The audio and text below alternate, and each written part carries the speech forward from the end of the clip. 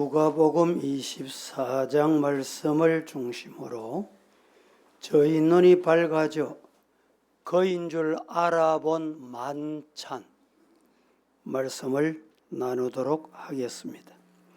예수님이 십자가에 못 박혀 죽으신 사건을 제자들의 두 눈으로 직접 목도한 이후에 충격의 실망의 발걸음으로 제갈 길로 제자들은 모두 남김없이 흩어졌습니다. 스가랴 13장 7절에 이미 예언한 대로 예수님은 십자가에 못 박혀 죽으셨습니다.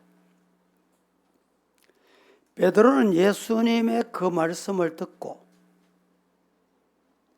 옆에 다른 제자 쳐다보고 저 인간들이 다 버리고 떠나도 나는 절대로 예수님 안 버릴 깁니다.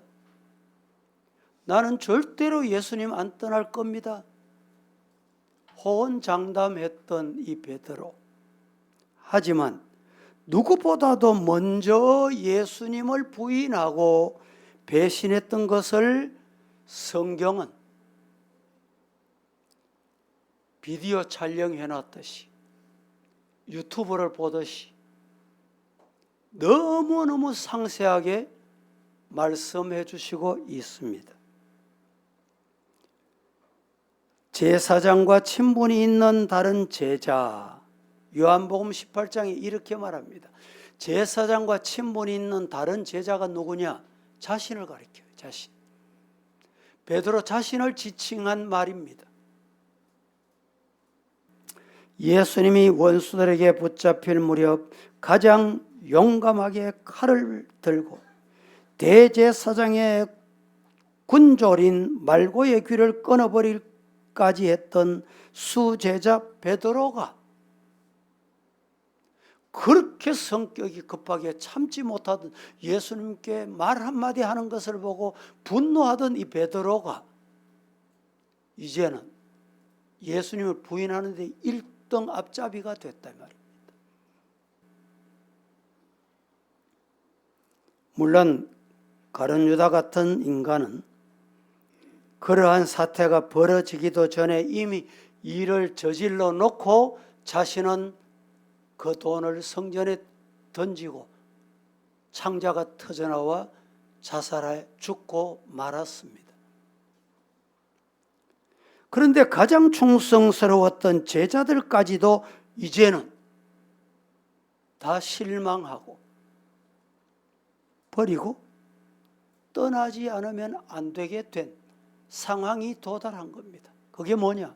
십자가의 스승, 인류 구원자 예수님이 죽으셨다는 거예요.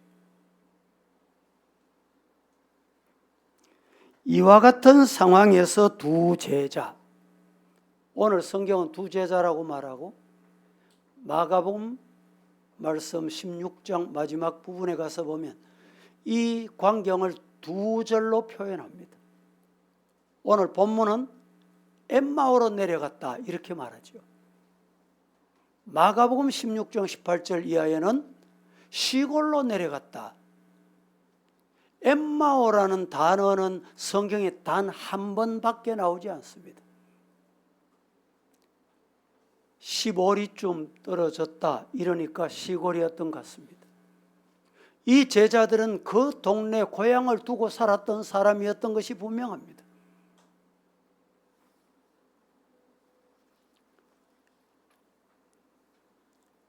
엠마오로 향하던 길에 두 제자는 주고받고 예루살렘에 예수님이 십자가에 죽으신 사건을 서로 이야기하며 내려갑니다.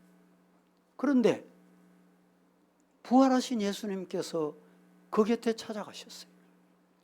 무슨 얘기 나누냐? 근자의 예루살렘에서 예수님이 십자가에 죽으신 일을 나눈다. 그게 무슨 사건이냐? 다시 묻습니다.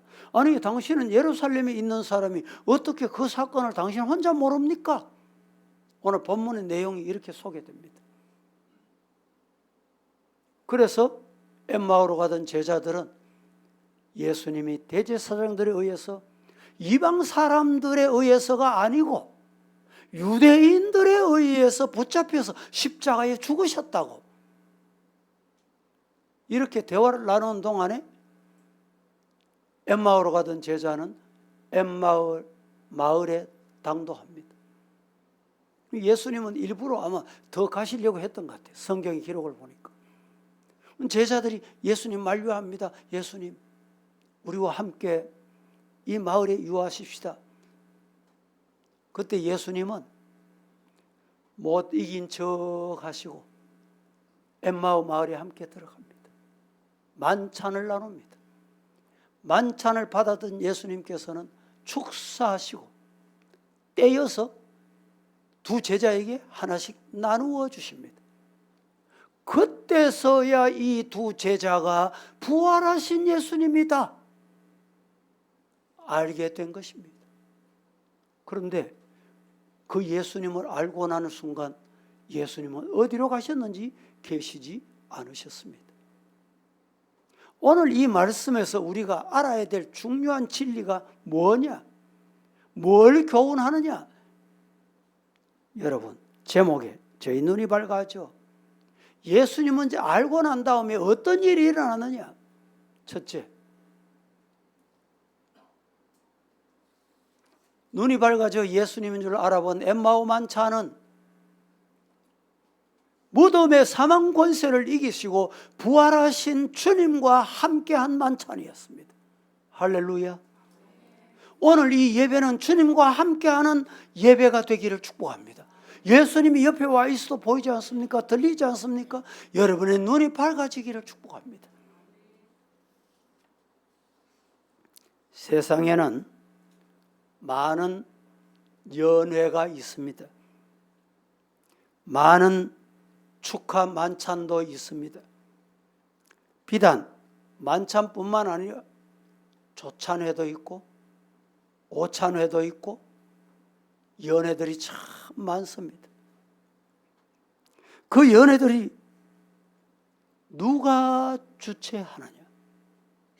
주인공이 누구냐? 여러분 혹시 식사 초대하면 누가 초대한다? 제목이 뭡니까? 저는 우리 성도들이 목사님 식사 대접합니다 이러면 뭐 제목이 있습니까? 제가 이래 물어요. 문자로도 목사님 이 회의를 참여해 주면 좋겠습니다. 이 회의를 참여해 주세요. 문자가 수도 없이 많이 옵니다.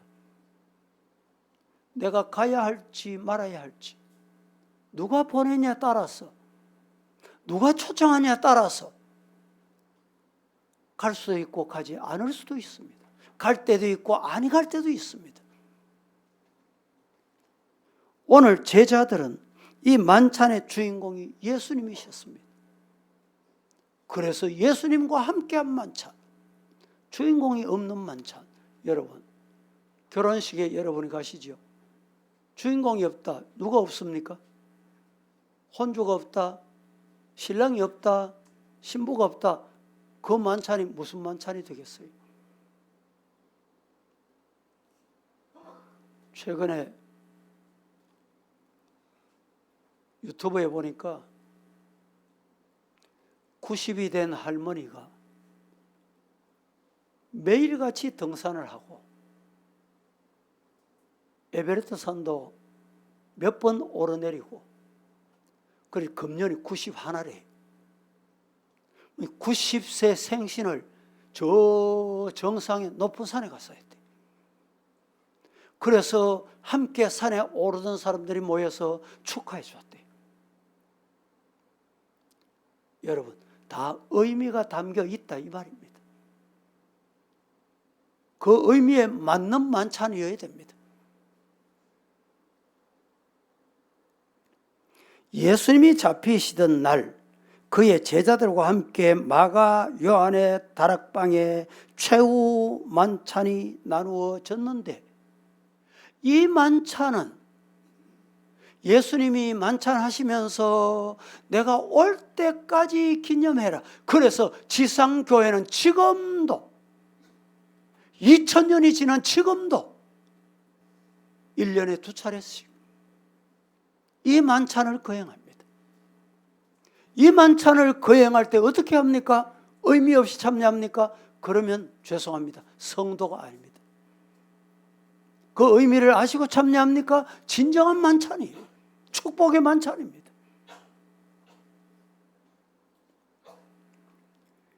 2000년이 지난 오늘의 여기까지 그것은 기독교 유일의 성례식, 성찬의 기원이 된 것입니다. 오늘 본문에 나오는 이 엠마오 만찬은 그 죽음을 정복하고 다시 살아나신 부활의 주님과 함께 나누는 만찬이라는 점에서 더 큰 의미가 있다라는 것입니다. 부활의 주님과 함께 먹고 함께 마시는 만찬, 세상에 그보다 더 영광스럽고 더 축복된 만찬이 어디 있겠습니까?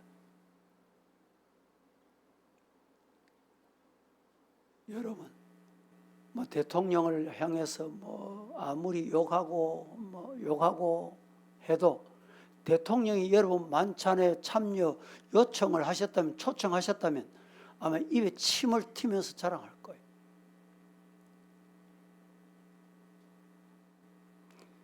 그래서 계시록 3장 20절 말씀은 내가 문 밖에 서서 두드린다. 누구든지 나의 음성을 듣고 문을 열면 내가 그에게로 들어가서 그와 더불어 먹고 그는 나와 더불어 먹을 것이다. 예수님이 내 안에, 내가 예수님 안에 있으면 이 말입니다. 성도 여러분, 여러분 곁에 찾아오신 예수님, 눈이 밝아져 봄으로 이런 축복의 만찬이, 영적인 말씀 받는 축복의 은혜의 시간이 바로 이 시간 되기를 주의 이름으로 축복합니다. 두 번째, 눈이 밝아져 예수님을 알아보던 엠마오 만찬은 어떤 만찬이었느냐? 두려움, 공포로부터 해방된 만찬이었어요. 여러분, 이 두려움과 공포가 얼마나 사람을, 최근에 보면 모든 질병의 원인은 스트레스다. 스트레스 뭡니까? 쉽게 말하면 두려움. 장래가 어떻게 될고. 우리 성도들 중에도 찾아오셔서 상담하는 경우가 있습니다. 내가 직장 생활을 잃었습니다. 내가 유효기간이 언제입니다. 그 다음에는 어떻게 하면 좋겠습니까? 뭔 말입니까? 불안하다는 말이에요. 불안과 공포를 여러분 예수님 만나면 예수님이 주신 말씀으로 해결되는 축복의 만찬 시간, 말씀 받는 이 시간이 되기를 주의 이름으로 축복합니다.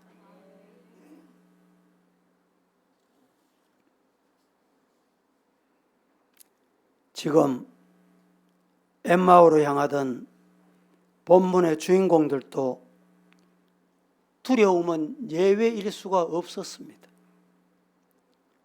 예수님의 처형은 그들의 가슴을 너무도 심각한 상처로 남겨놓았습니다. 죽음의 공포로 그들을 몰고 가는 이런 순간이었다 이 말입니다. 십자가에 달려 살이 찢기고 피가 쏟아지는 그 너무도 처절한 예수님의 죽음, 그걸 두 눈으로 직접 목도했습니다. 그러니까 스승이 이렇게 죽음의 모습, 얼마나 고통스러웠을까요?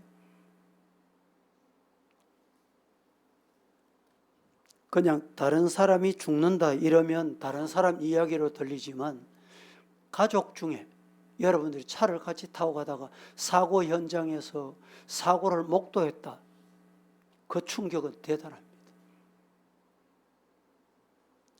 1800년 말 우리 조선 땅이 어떠했습니까? 1800년 말 명성 왕후 살해 사건, 을미사변, 이때부터 일본은 조선 땅을 노리고 있은 거예요. 명성 왕후, 조선 26대 고종황입니다. 고종. 고종 황제.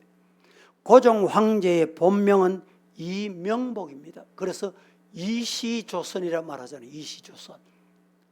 26대 1866년 고종 황제 32년 될 때 1895년 8월 20일 일제 침략, 일본 군인 15명, 16명이라고 보는 분도 있고 중요하지 않습니다.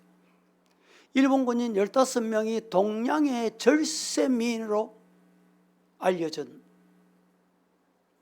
가장 현명하고 영리해서 저들의 침략 정치의 최대 장애 요인이다 생각했던, 단정했던 민비를 한밤중에 기습 들어와서 칼로 난도질을 합니다. 그리고 대궐 뒷문간에 갔다가 불질러서 나흘 동안에 태워버렸습니다. 조선의 마지막 임금 고종 황제가 그 소식을 듣고 그 모습을 보고 겁에 질려서 벌벌벌 떨며 두 다리에 힘이 빠져버려요. 그의 죽음을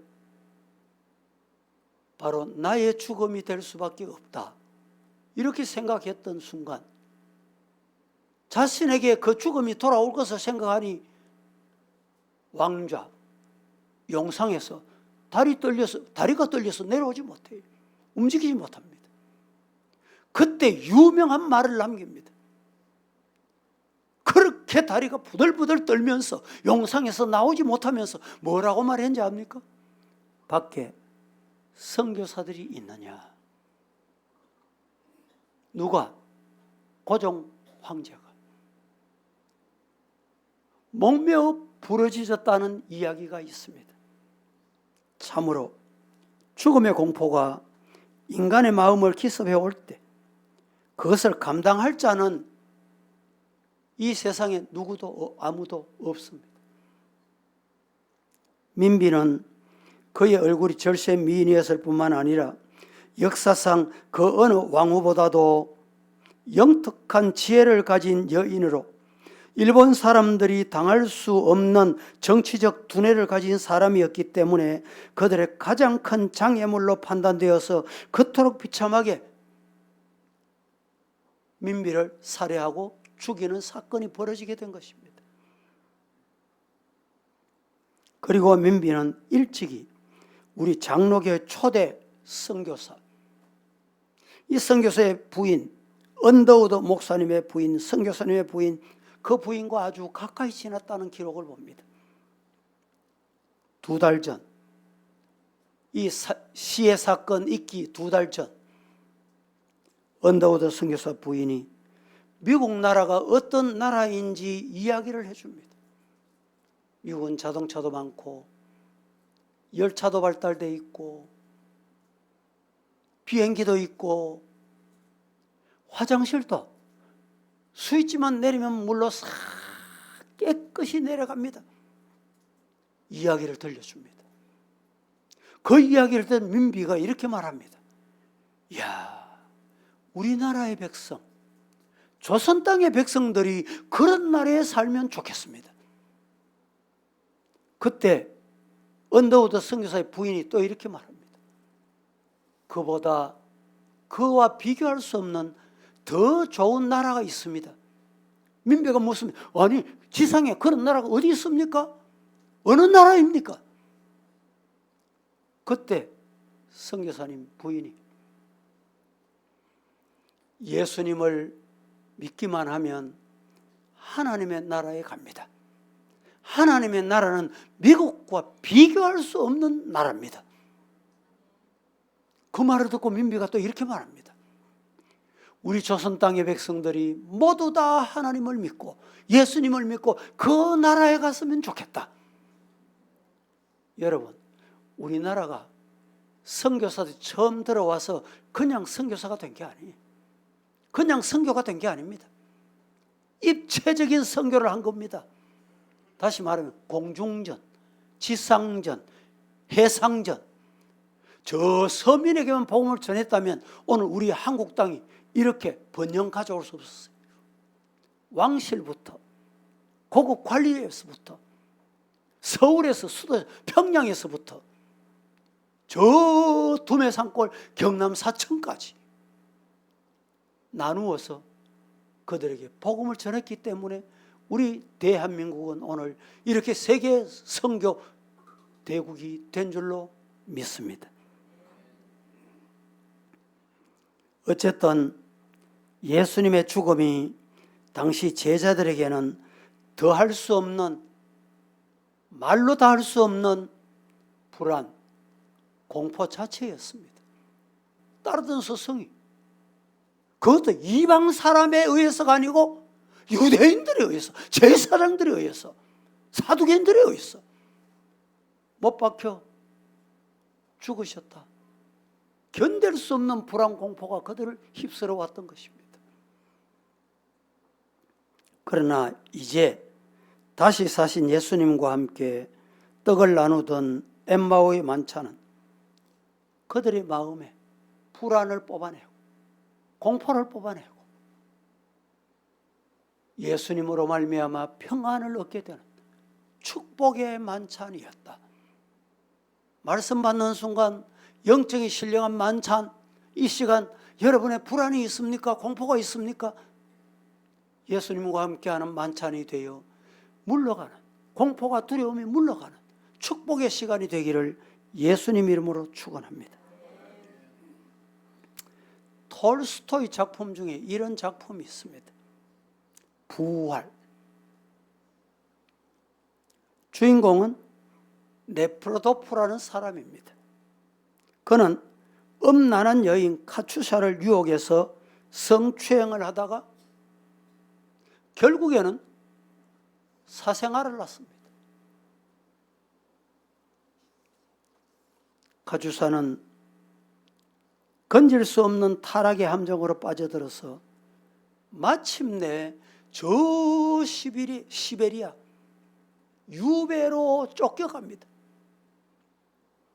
네프로도프는 역시 양심의 고통을 당하다가 그 양심의 고통을 이겨낼 수가 없어서 헤어날 수 없는 타락의 길로 걷다가 성경을 발견합니다. 성경을 읽습니다. 예수님을 구주로 영접합니다. 예수님을 알게 된 다음에 자기 때문에 한 여인이 정로를 벗어나서 타락하게 되고 자기 때문에 시베리아 유배된 카추샤를 구하기 위해서 그녀는 찾아 났습니다. 드디어 카추샤를 찾습니다. 찾아서 그와 새 생활을 시작하게 됐다는 것입니다. 여러분, 그리스도의 부활을 믿는 신앙은 타락한 인간도 건질 수 없는 죄인도 따라하십시다. 생명의 길, 변화의 축복, 하나님이 주신다. 여러분, 오늘 우리 하나님 앞에 진정 나의 잘못을 깨닫고 회개하면 하나님이 함께 하시는 복을 받게 되고 불안과 공포, 두려움을 멀리하게 된다. 덴마크가 세계에서 가장 살기 좋은 나라입니다. 네덜란드, 미국, 캐나다 이런 나라들을 보면요, 어떻게 저렇게 잘 살까? 지난번에 제가 덴마크 얘기를 한번 들었죠.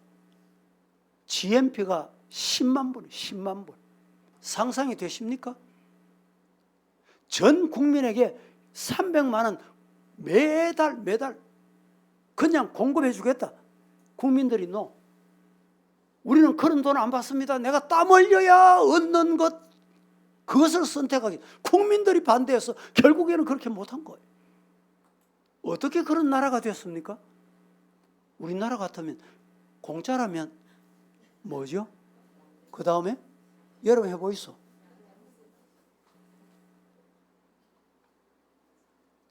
그래서 우리 한국에 지금 우리나라에 문제가 젊은이들이 일을 안 한다는 거예요. 다 그런 건 아니지만은 한 6개월 일하다가 실업자가 되면 나라에서 실업자 자금을 줘요. 연금을 줍니다. 그래서 받다가 6개월 받다가 또다시 신청을 해. 그래서 몇 달 또 일합니다. 또다시 신청을 합니다. 그러니까 일이 되겠습니까? 안타까운 현실이에요.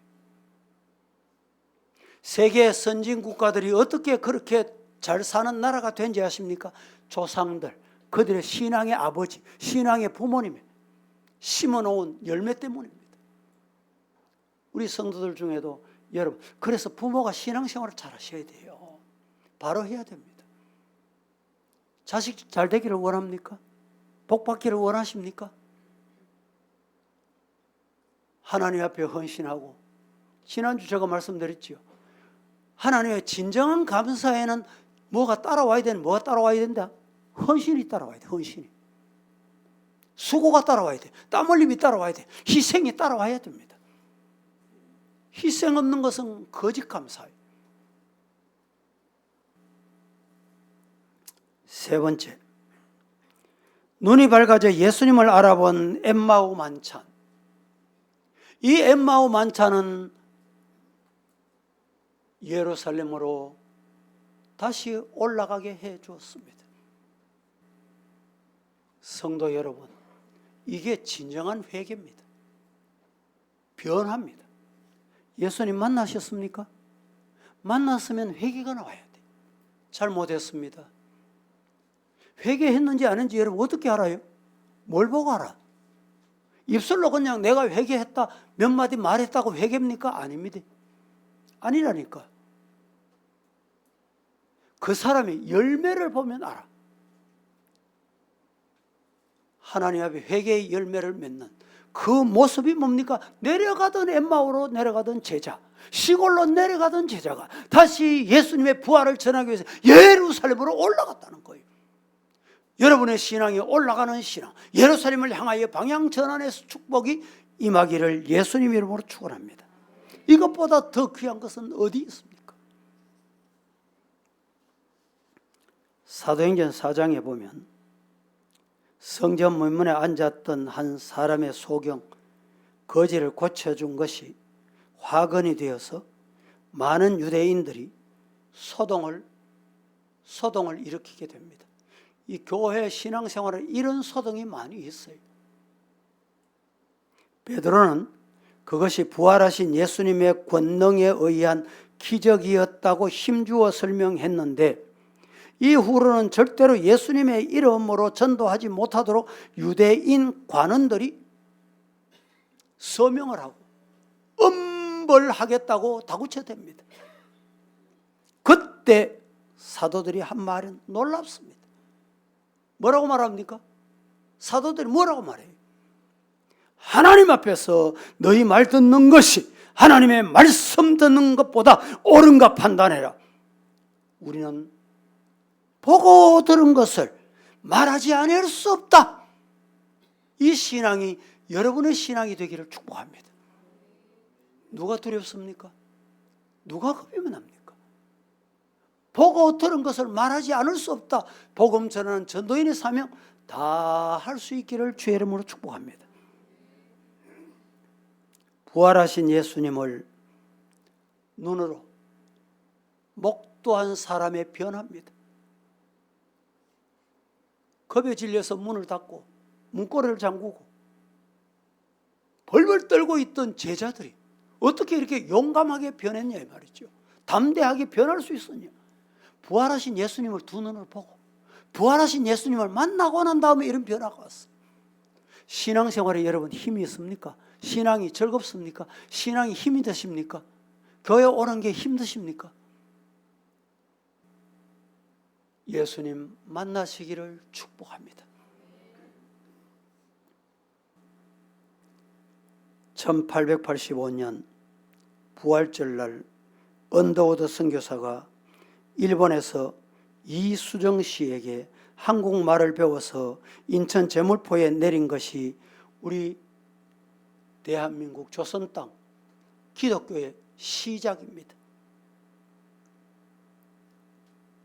그보다 더 뜻깊은 것은 1895년 청일 전쟁이 끝나던 해, 고종 황제가 기독교를 가장 높이 평가했고, 이 나라 백성들이 기독교를 가장 크게 신뢰하게 되어 복음 선교의 새로운 황금기를 맞게 된 역사적인 기록을 보면, 그때는요 기독교인이 몇 사람 되지 않았어요. 전쟁이 끝나고 나면 무서운 괴질, 최근에 우리나라에 경험하고 세계가 경험했던 코로나19 같은 괴질이 돌게 됩니다. 1895년도 우리나라 호열자가 유행이 돼서 하루에 700명씩, 1000명씩 떼죽음을 당할 때가 있었습니다. 괴질 때문에, 전염병 때문에. 당시 그 괴질이 퍼지는 속도가 너무너무 빨랐습니다. 최근에 우리가 경험한 건 아무것도 아니에요. 사람들이 무서워서 시체를 치우지 못합니다. 장례를 못 지납니다. 부모가 죽어도 그랬잖아요. 우리가 부모가 죽어도 얼굴 못 본 분 많아요. 전염될까 봐. 그대로 방치해 버려두고, 그런데 일부 기독교인들이, 일부 성도들이 버려진 시체, 뒹굴어 다니는 시체, 비참한 상황을 그냥 두고 볼 수 없다. 그때 선교사들과 함께 가슴에 십자가를 달고 떼를 지어 다니면서 그 시체를 목욕시켜주고 관에 넣고 정중하게 장례를 치루어줬다는 역사적인 기록을 보면, 우리 한국 교회가 여러분 오늘이 있은 것은 그냥 공짜로 된 게 아닙니다. 이런 희생 가능합니까, 여러분? 하나님이 이런 희생의 순간을 주신다면 희생하실 수 있겠습니까? 어떻게 가능하냐 말이죠. 예수 만난 사람만이 가능합니다. 부활하신 예수님을 만난 사람이 하는 일입니다. 오늘 말씀을 맺겠습니다. 엠마오 만찬은 부활하신 예수님과 함께한 만찬이었습니다.